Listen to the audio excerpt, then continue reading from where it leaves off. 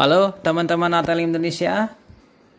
Kali ini kita membahas soal-soal latihan TLM di channel ATL Indonesia.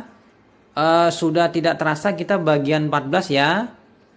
Materi ini kayaknya penutup dari urinalisis mengenai kimia urin, darah samar, yaitu esbah, osgut dan lainnya. Jadi kimia urinnya ini adalah darah samar, benzidin tes, esbah, osgut dan lainnya.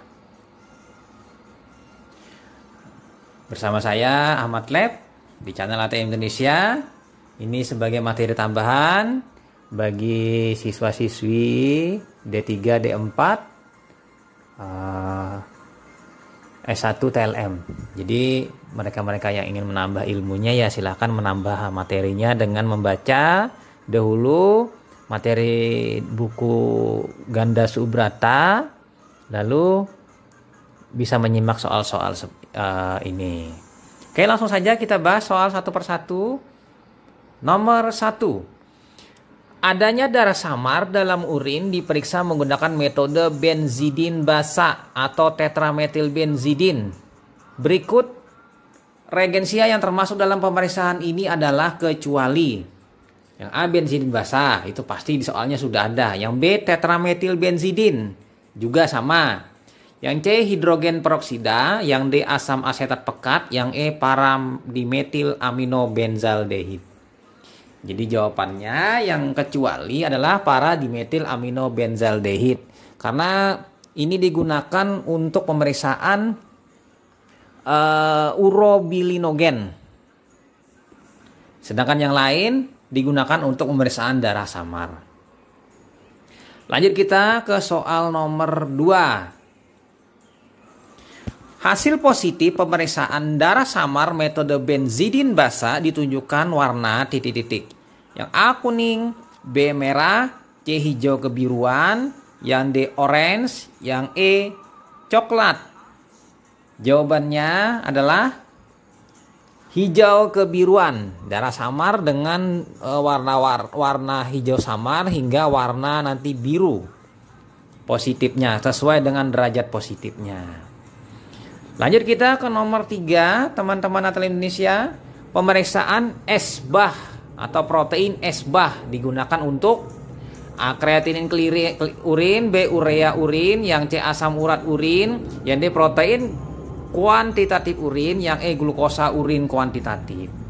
Jadi jawabannya adalah esbah untuk pemeriksaan protein urin secara kuantitatif. Kita pindah ke nomor 4. Penderita dengan penyakit multiple myeloma, tumor tulang dan leukemia melakukan pemeriksaan protein abnormal yang larut pada suhu 60-70 derajat Celcius dan mengendap putih pada suhu 50 derajat Celcius. Maka metode yang tepat untuk untuk menggunakan ini adalah metode yang A beng natrium asetat, yang B asam sulfosalisilat 20%, yang C esbah cusia, yang D biuret potometer, yang E Benz John Osgood. Jadi jawabannya adalah Benz John Osgood. Mengapa? Protein Benz John adalah protein yang akan larut pada suhu 60-70 derajat Celcius, dan apabila di bawah 60 derajat Celcius yaitu 50 derajat Celcius hingga 40-an, dia akan mengendap berwarna putih. Metode yang digunakan adalah metode Osgood. Jadi proteinnya protein Benz John, metodenya metode Osgood. Lanjut kita soal nomor 5, teman-teman ATL Indonesia. Pemeriksaan jumlah kalsium di dalam urin, ya kan? Menggunakan metode, nah, kita bisa melihat di sini A Vantus, yang B Sulkowicz, yang C Guajak, yang D Ehrlich, yang E Obermeyer.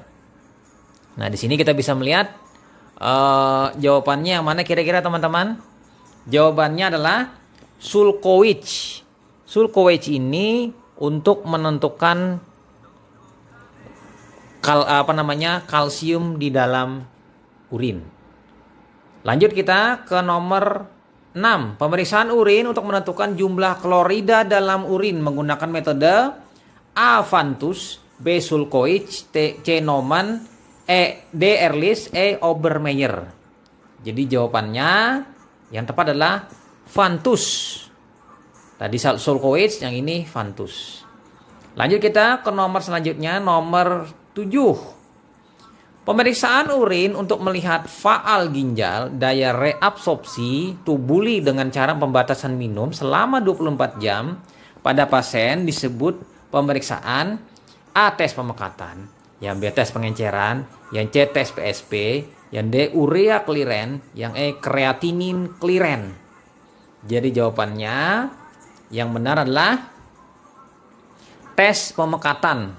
Jadi kemampuan tubuh untuk memekatkan urin karena pembatasan minum. Jadi pasien itu dibatasi minumnya, akibatnya tubuh kekurangan air. Jadi tubuh melakukan pemekatan urin, BJ urin akan tinggi sekali. Apabila fungsi ginjal bagus, maka BJ urin akan tinggi sekali. Lanjut kita ke soal nomor 8. Kemampuan urin untuk melihat kemampuan tubuli menjaga homeostasis air dalam tubuh adalah A. Tes pemekatan, yang B. Tes pengenceran, yang C. Tes PSP, yang D. Urea clearance, yang E. Creatinine clearance. Jawabannya yang benar adalah tes pengenceran.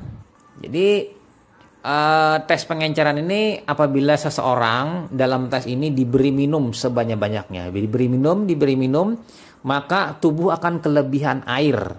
Tubuh kelebihan air ini lalu melakukan proses homeostasis dengan cara urin diproduksi sebanyak-banyaknya.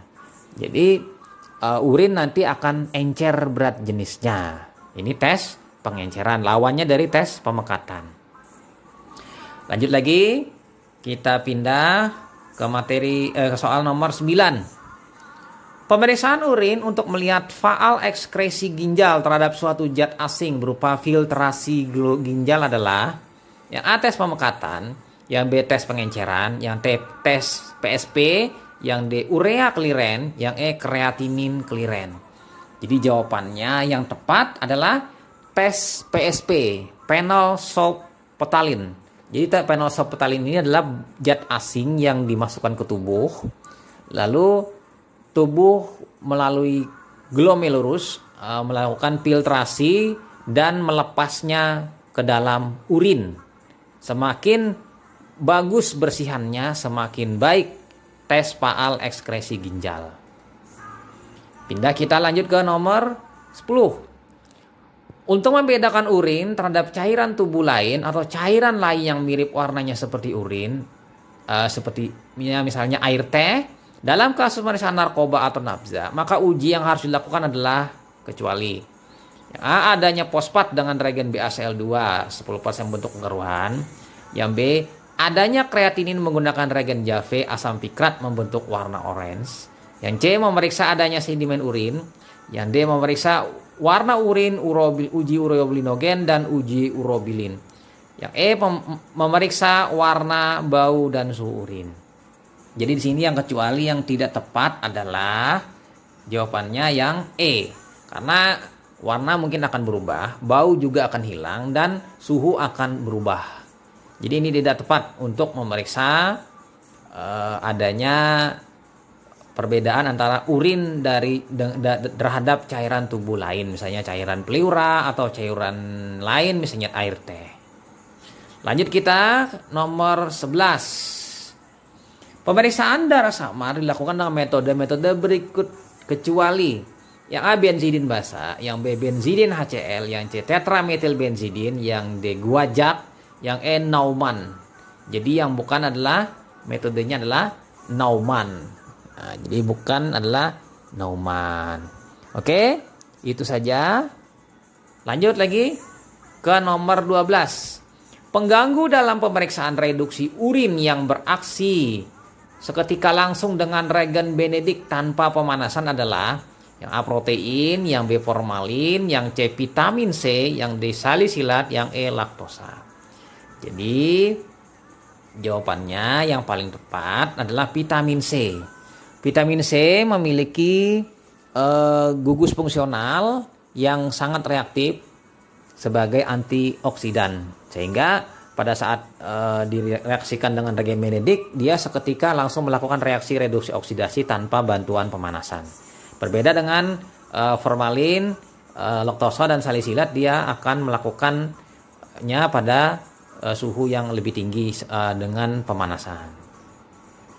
Nah, itu saja teman-teman soal-soal urinalisis seri ke selanjutnya ke-14.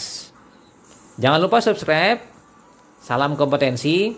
Nantikan soal-soal lainnya yang terus akan mungkin saya buat soal-soalnya. Ini karena soal-soal ini bermanfaat untuk siswa-siswi saya dan mahasiswa-mahasiswi saya yang belajar atau kuliah di TLM, Teknologi Laboratorium Medik atau Analis Kesehatan.